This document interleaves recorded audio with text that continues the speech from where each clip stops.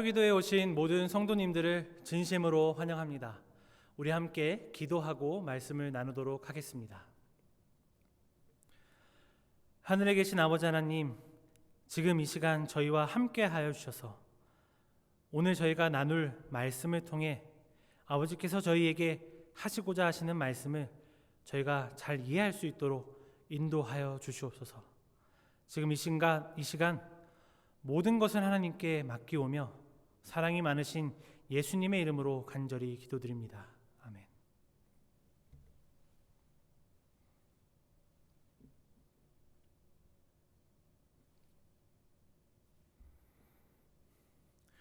오늘 본문 말씀은 마태복음 25장에 있는 말씀을 우리가 함께 나눠보도록 하겠습니다.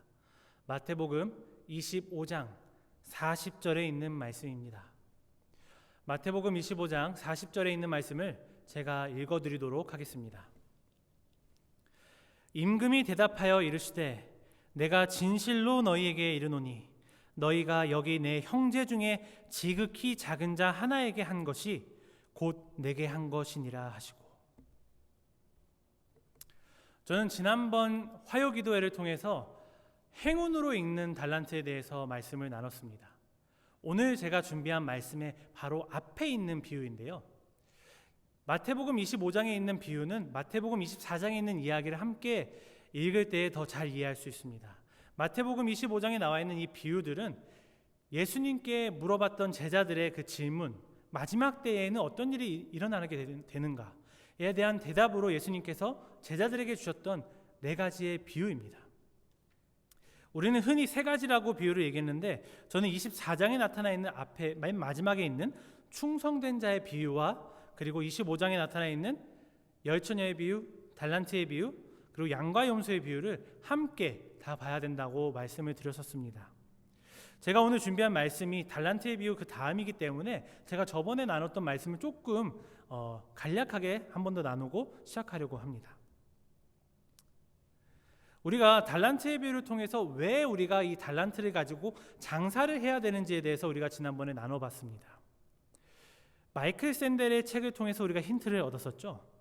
사실 그의 생각은요, 스승이었던 존 롤스의 그의 책 정의론에서 나오게 되는데요, 이 존 롤스는 뭐라고 얘기하냐면, 우리의 재능이 정말 우리 자신의 것이라고 주장할 수 있는지 질문을 한번 던졌었습니다. 우리가 가진 재능이 정말 내 것인가?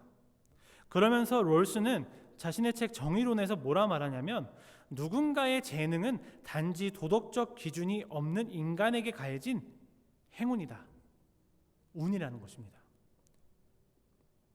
그러면서 우리의 재능을 공동의 자산으로 생각해야 한다고 말했습니다.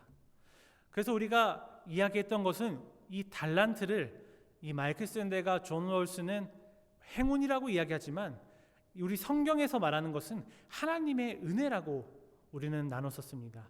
우리가 받은 이 달란트는 하나님의 은혜로 된 것이기 때문에, 우리의 것이 아니기 때문에 우리는 밖으로 나가서 사람들을 위해 우리의 달란트를 사용해야 한다는 것을 우리가 지난번에 나눴었죠. 우리가 이렇게 성령을 받고 준비된 사람들이 첫 번째로 해야 할 일들을 알려주는 비유가 바로 양과 염소의 비유입니다. 그 비유는 무엇이었냐면, 우리가 오른편에 있는 사람들처럼 가난하고 불쌍한 사람들을 위해서 선한 행실을 해야 한다는 것입니다. 그런데 사실 이 양과 염소의 비유는 앞에 나온 이 세 가지의 비유와는 결이 조금 다릅니다. 왜냐하면 앞에 나온 이 세 가지의 비유는 어떤 것에 초점이 맞춰 있냐면, 준비되었는가 라는 것에 초점이 있는가 하면, 양과 염소의 비유는 심판에 초점이 맞춰져 있습니다. 이 양과 염소의 비유를 통해서 우리가 알 수 있는 것은 마지막 때에 양과 염소가 두 무리로 나뉘듯이 우리도 두 무리로 나뉜다는 것이에요. 이 양과 염소의 비유는 제자들의 질문에 대한 예수님의 마지막 대답이었습니다. 오늘 이 시간 양과 염소의 비유를 통해 예수님께서 우리에게 말씀하시고자 하는 것이 무엇인지를 잘 찾아봤으면 좋겠습니다.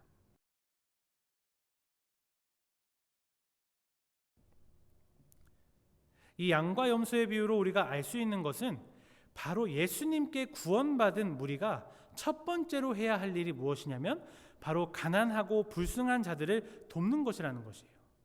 그리고 그것이 어떻게 보면 예수님께서 기초로 삼고 계시는 것이라는 것을 우리가 알 수 있습니다. 그런데 제가 양과 염소의 비유를 읽으면서 궁금했던 것이 한 3가지 정도 있었어요. 그것이 무엇이었냐면 첫 번째로는 왜 양과 염소인가라는 것이었습니다.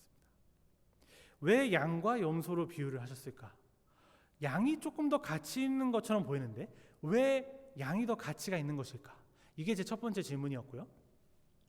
둘째로는 오른편 양들이 했던 6가지의 선한 행실들이 나옵니다. 6가지의 선한 행실들이 어떤 것을 의미하는가? 이것이 사회적인 어떤 구원을 의미하는가? 이런 궁금증이 좀 들었고요. 아니면 다른 의미를 갖고 있는가? 그리고 마지막으로는 궁금했던 것이 무엇이냐면 내 형제 중에 지극히 작은 자라는 표현이 있습니다. 내 형제 중에 지극히 작은 자의 그 형제들의 범위는 어떻게 되는가? 왜냐하면 그것이 그리스도인들인가 아니면 모든 사람들에 대한 이야기인가? 저는 이것들이 궁금했던 제 질문들이었습니다. 오늘 이 말씀을 통해 이 질문들의 답을 함께 찾아가는 시간을 갖도록 하겠습니다. 첫 번째, 왜 양과 염소로 비유를 하셨을까? 먼저 여기 보면 목자가 나옵니다. 목자가 양과 염소를 구분한다고 하는데요. 여기 나타난 이 목자가 과연 누구일까요? 네, 맞습니다. 앞전에 나왔듯이 인자, 즉 예수님이십니다. 요한복음 10장 11절에 이렇게 기록되어 있습니다. 나는 선한 목자라. 선한 목자는 양들을 위하여 목숨을 버리거니와. 우리 예수님께서는 우리를 이끄시는 선한 목자라는 것입니다. 나는 선한 목자라. 선한 목자는 양들을 위하여 목숨을 버리거니와. 그리고 여기 보면 이 목자가 양과 염소들을 나눈다고 합니다. 양과 염소. 이 두 무리가 나뉜다는 말이 무슨 의미를 가지고 있을까? 팔레스타인 지역에서 양과 염소를 동시에 돌보게 되면서 그들은 흔하게 그 둘을 분리하는 일을 했다라고 합니다. 그 이유는 무엇이었냐면 양은 따뜻한 체온을 유지할 수 있는 털이 풍부했던 것에 비해 염소는 그러지 못했다는 것이죠. 그래서 밤에 따뜻하게 체온을 유지할 수 있게 하기 위해서 염소들을 따로 구분했다라고 합니다. 그리고 또 구약에 보면 양과 염소에 대한 비유가 굉장히 많이 있는데요. 에스겔서에는 이런 말씀이 있습니다. 에스겔 34장 17절에 있는 말씀입니다. 주 여호와께서 이같이 말씀하셨느니라. 나의 양떼 너희여, 내가 양과 양 사이와 숫양과 숫염소 사이에서 심판하노라. 이 에스겔 34장은 이스라엘 리더들의 실패에 초점을 맞추고 있습니다. 이곳에서는 자신들의 입속만을 챙기는 리더들과 의로운 지도자들을 분리하는 모습을 볼 수 있는데요. 우리가 이 사실로 알 수 있는 것은 무엇이냐면 이 양과 염소의 대조는 보편적으로 의인과 악인의 심판적 구분을 짓는 이미지로 많이 사용되었다라는 것입니다. 또 있죠. 다니엘서 8장에 보면 수양과 순염소의 이야기가 있습니다. 이 양과 염소도 이곳에서도 심판의 이미지로 사용되는 것을 우리가 볼 수 있습니다. 그런데 우리가 이 심판의 날을 생각하다 보면 항상 부정적인 생각을 많이 하게 돼요. 이 심판을 통해 뭔가 형벌을 받을 것만 같은 그런 생각을 우리는 많이 하죠. 근데 오늘날 우리가 심판이 이루어지는 곳, 법원을 우리가 생각해 보면 다른 이미지도 존재한다는 것을 우리가 알 수 있습니다. 그것이 무엇이냐면 법원에서는 판결이 내려지면, 심판이 내려지면 왼편과 오른편, 이긴 사람이 있고 진 사람이 있다는 것입니다. 부정적인 이미지가 있는 반면 또 긍정적인 이미지도 우리가 찾을 수 있다는 것이죠. 마지막 날 심판의 날에 우리가 있게 될 자리가 어디 있겠습니까? 바로 승리한 편에 우리가 서게 된다는 것이죠. 우리가 예수님의 손을 붙잡고 아마도 오른편에서 승리를 외치지 않을까 생각이 듭니다. 오른편에, 오늘 비유를 보면 오른편에 누가 가죠? 양, 그 무리들. 우리는 이 양처럼 돼야 하는 것입니다. 이 양들이 그렇다면 무슨 일을 해야 했는가? 무슨 일을 했는가? 선한 행실이 무엇이었는가를 35절은 이렇게 기록하고 있습니다. 내가 줄일 때에 너희가 먹을 것을 주었고 목마를 때에 마시게 하였고 나그네 되었을 때에 영접하였고 헐벗었을 때에 옷을 입혔고 병들었을 때에 돌보았고 옥에 갇혔을 때에 와서 보았느니라. 여기서 저의 두 번째 질문이 시작되는데요. 그것은 무엇이냐면 오른편에 있었던 이들이 했던 선한 행실은 과연 무엇인가? 오른편에 있었던 양들은, 이 오른편의 무리들은 이 6가지의 대표성을 띠는 선한 행실들을 했던 무리였습니다. 저는 이 6가지의 선한 행실 리스트가 굉장히 눈에 들어왔는데요. 왜냐하면 이 6가지의 행실들이 사실 구약에 되게 많이 기록되어 있다는 것입니다. 제가 다 나열하지는 못하겠지만, 그리고 또 제가 느꼈던 것은 무엇이냐면 이것이 정확하게 2가지로 나뉜다는 것인데, 하나는 무엇이냐면 육체적인 도움이 필요한 경우, 개인적인 도움이 필요한 경우죠. 줄일 때, 목마를 때, 병들었을 때인 상황이 있고, 둘째로는 사회적인 지위의 박탈과 관련되어 있는 나그네 되었을 때, 헐벗었을 때, 옥에 갇혔을 때, 이렇게 완벽하게 3개와 3개로 나뉜다는 것이에요. 사실 우리가 신앙생활 하면서 이 두 부류로 나눠지게 되는데, 이 말이 무슨 말이냐면 어떤 사람들은 하나님의 나라가 우리의 마음 가운데서 시작한다라고 이야기를 하고, 어떤 사람들은 어떻게 얘기하냐면 사회 속에서 정의가 실현되면서 하나님의 나라가 시작된다라고 이야기해요. 사실 누가 맞는 이야기를 하고 있는 것일까요? 사실 둘 다 맞는 이야기입니다. 개인의 구원을 위해서도 사회의 구원을 위해서도 우리는 둘 다 같이 노력해야 하는 것이죠. 그런 점에 있어서 이 오른편에 있는 사람들이 이 6가지의 선한 행실들을 했다는 것이 저는 참으로 흥미롭고 놀라웠습니다. 제가 이 2가지의 갈등을 가장 크게 보여줬던 사건이 최근에 있었다라고 저는 생각하는데, 그 사건이 무엇이냐면 바로 이 코로나였어요. 코로나. 제게는 아직도 충격으로 남아있는데, 미국의 유명한 목사님이죠, 존 파이퍼 목사님이 코로나 바이러스와 그리스도라는 책을 내셨어요. 아직도 기억나는데 그 책에 보면 이렇게 기록되어 있습니다. 코로나 바이러스도 하나님이 보내신 것이다. 자, 이게 어떻게 빌드업됐는지를 우리가 공부해 볼 필요는 있지만, 하나님을 믿지 않는 사람들이 이 이야기를 들었을 때 어떤 이미지를 생각할까요? 하나님께서 코로나를 보내셨다니요. 이 목사님께서는 이 자신의 저서에서 어떻게 빌드업하냐면 자신의 암투병 생활에서 시작하십니다.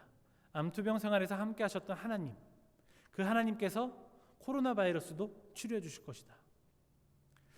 개인적인 고난을 이겼던 경험을 사회적인 고난을 이기는 고백으로 가져갔을 때에는 문제가 생기는 것입니다. 개인의 경험과 사회적인 경험이 이 정도로 첨예하게 항상 대립되고 풀기 어려운 존재인데요, 이 양과 염소의 비유에서는 이 비유를 동시에 똑같이 가져갔다는 것이 저는 되게 의미 있다라고 생각을 합니다. 선한 행실들이 대표적인 선한 행실들이겠지만 개인적인 차원과 사회적인 차원이 동시에 있었다라는 것이죠. 우리는 마지막 때에 나의 어떤 구원을 위해서만이 아니라 또 사회에 있던 구원을 위해서라도 우리는 노력하고 하나님의 사랑을 전해야 하는 일을 계속해야 한다는 것입니다. 그렇게 돼서 우리가 알 수 있는 사실은 무엇이냐면 이 6가지에 대한 선한 행실들이 꼭 사회적인 구원만을, 꼭 개인적인 구원만을 이야기하는 것은 아니다라는 것을 우리가 알 수 있었어요. 그렇다면 예수님께서 이 양과 염소의 비유에서 정말 딱 한 키워드로 보고 말씀하시고 있는 그 키워드가 무엇일까? 저는 그 키워드를 다음 절에서 찾을 수 있었는데, 그것이 무엇이었냐면 내 형제 중에 지극히 작은 자. 어떤 자요? 작은 자. 하나에게 한 것이 곧 내게 한 것이니라 하고. 제 마지막 질문입니다. 이 작은 자는 누구인가? 양과 염소의 비유의 핵심은 작은 자입니다. 이 작은 자들을 위해 선한 행실을 해야 한다는 거예요. 그런데 예수님께서 조금 헷갈리게 말씀하셨습니다. 내 형제들 가운데 작은 자. 예수님께서 그 당시 형제들을 누구를 형제들이라고 지칭하셨을까요? 그리스도인들을 의미할지도 모릅니다. 그러나 궁금증이 생기는데, 그럼 그리스도께서 우리 형제들한테만, 예수님을 믿는 사람들에게만 선한 일을 하라고 말씀하셨던 것인가? 아닌 것을 우리는 6가지 선한 행실을 통해서 알 수 있습니다. 이 6가지 선한 행실은 대표성을 띠는 6가지의 일들이었죠. 그렇기 때문에 여기 나와 있는 형제들도 조금 더 대표격을 띠는 단어로 우리는 해석할 수 있게 됩니다. 그렇기 때문에 작은 자는 우리가 생각해 보면 우리가 알고 있는 형제들 가운데서도 작은 자가 있고 우리가 모르는 사람들 가운데서도 작은 자가 있지 않습니까? 우리 예수님께서는 그 작은 자에 지금 초점을 맞고 있는 것입니다. 마지막 때에 우리는 우리의 가진 달란트를 갖고 성령 충만한 상태로 가난하고 불쌍하고 힘들어하는 사람들을 위해 선한 행실을 베풀어야 한다는 것이 바로 이 양과 염소의 비유였습니다. 마지막 때에는 우리가 이렇게 살아야 한다는 것이죠. 우리 모두가 심판의 때에 오른편에 서게 되기를 간절히 바랍니다. 작은 자들을 돕는 사람들, 우리가 그런 사람들이 되었으면 좋겠습니다. 돕는 사람들이요. 그렇기 때문에 오늘 저희는 이런 질문을 해봐야 합니다. 앞선 비유를 우리가 한번 생각해 볼까요? 달란트. 우리는 이 달란트를 어떻게 사용할 것인가? 누구를 위해? 이 작은 자들을 위해서요. 이 작은 자들을 위해 우리가 내가 갖고 있는 달란트를 어떻게 사용할 것인가? 이 질문이 오늘 화요기도에 참석하신 모든 성도님들 가운데 마음 가운데 가득하게 되기를 바랍니다. 우리의 달란트를 어떻게 그들을 위해 사용할 수 있을까? 사실 이제 제가 한 번 더 생각해 봤습니다. 양과 염소, 왜 굳이 양과 염소인가? 양이 더 가치 있는가? 근데 생각해 보니까 양이 더 가치가 있어요. 왜냐하면 양은 털이 있죠. 이 털은 어떻게 사용되냐면 다른 사람의 따뜻한 옷을 만드는 데 사용됩니다. 그렇기 때문에 양이 가치가 있는 거예요. 양은 자신의 털을 가지고 추위에 떨고 있는 사람에게 따뜻함을 줄 수 있습니다. 오늘 우리가 이런 사람이 되어야 한다는 거예요. 사람의 상처를 치료할 때요, 가장 좋은 것이 있는데 그것이 무엇인지 아십니까? 바로 뜨개질입니다. 뜨개질. 이 뜨개질은 사람의 상처받은 것을 치료해 줄 수 있다라고 해요. 왜 그럴까요? 사실 우리는요, 하나의 실수나 하나의 사소한 다툼 때문에 마음에 응어리가 집니다. 도대체 어디서부터 어떻게 잘못된 건지 모르겠는 그런 꼬여버린 상처가 우리 마음 가운데 존재하죠. 마치 털뭉치처럼요. 저는 뜨개질할 때 보는 그 털뭉치를 보면서 와, 정말 잘 꼬였다. 그리고 이게 어떻게 이렇게 꼬여서 하나의 원을 만들지? 시작이 어디에 있는 것일까? 이런 생각을 좀 해봤거든요. 우리의 상처가 이 털뭉치랑 비슷해요. 뜨개질을 하면서 우리가 어떤 것을 경험하는 것이냐면 그 털뭉치를 풀어내는 것입니다. 풀어냄과 동시에 누군가를 따뜻하게 할 옷을 완성시킨다는 거예요. 그래서 뜨개질이 상처를 치유하는 데 도움이 되는 것입니다. 오늘 비유에서 양은 오른편의 선자들이죠. 양털을 갖고 있는 사람들. 훨씬 가치 있는 거예요. 누군가에게 선행을 행한다는 것은 무엇을 의미하냐면 그 지극히 작은 자가 가졌던 그 상처들을 한번 생각해 보십시오. 내 것을 떼어냄과 동시에, 즉 자신이 받았던 상처를 해결함과 동시에 그 해결한 것을 가지고 그 작은 자들이 가진 상처를 치유하는 것이 바로 오늘날 우리가 해야 할 일이라는 것입니다. 양털 뭉치가 누군가에게는 따뜻함을 준다는 것입니다. 그리스도인으로서 우리는 우리들의 삶을 통해 꼬여버린 상처들을 풀어낼 수 있도록 도와야만 합니다. 그리고 그 풀어낸 상처가 누군가에게 또 치유가 될 수 있도록 도와야만 합니다. 우리의 상처, 이 상처 또한 달란트가 될 수 있는 것이죠. 이것을 가지고 누군가에게 도움을 줄 수 있다는 것입니다. 오늘 이 양과 염소의 비유를 통해서 아마도 우리 마음 가운데 질문이 있을 것 같아요. 우리의 달란트, 우리가 어떻게 그러면 마지막 세대를 살아가면서 힘든 사람들을 위해서, 가난하고 불쌍한 자들을 위해서 어떻게 도울 수 있을까? 우리가 이 질문을 계속해서 생각하면서 그 질문에 대한 답을 찾아가면서 이 세상에 힘들어하는 사람들에게 도움을 주는 사람들이 되기를 간절히 소망합니다. 우리 모두가 마지막 때에 오른편 양들의 따뜻함을 지니게 되기를 간절히 바라며 말씀을 마치도록 하겠습니다. 우리 함께 기도하도록 하겠습니다. 하늘에 계신 아버지 하나님, 오늘 저희에게 말씀을 허락하여 주시니 참으로 감사합니다. 주님, 저희가 이 마지막 세대를 살아가면서 누군가에게 도움을 줄 수 있는 사람들이 될 수 있도록 도와주시옵소서. 가난하고 힘들고 헐벗은 자들에게 도움을 줄 수 있는 그리스도의 사랑으로 가득 찬 사람들이 될 수 있도록 아버지 인도하여 주시옵소서. 주님, 우리 교회 가운데에 아픈 성도님들 계십니다. 특별히 정경수 목사님의 건강을 회복하여 주시옵고, 우리 또 마음 가운데 무거운 짐이 있는 성도님들 있을 줄 압니다. 그들의 삶에 아버지께서 함께하여 주셔서 그들이 짐을 아버지께 내려놓을 수 있도록 인도하여 주시옵소서. 지금 여행 중인 가운데 있는 가족들 많이 있습니다. 여행 가운데에 안전하게 즐겁게 여행 다녀올 수 있도록 아버지 또한 인도하여 주시옵소서. 주님, 감사드리며 사랑 많으신 예수님의 이름으로 간절히 기도드립니다. 아멘.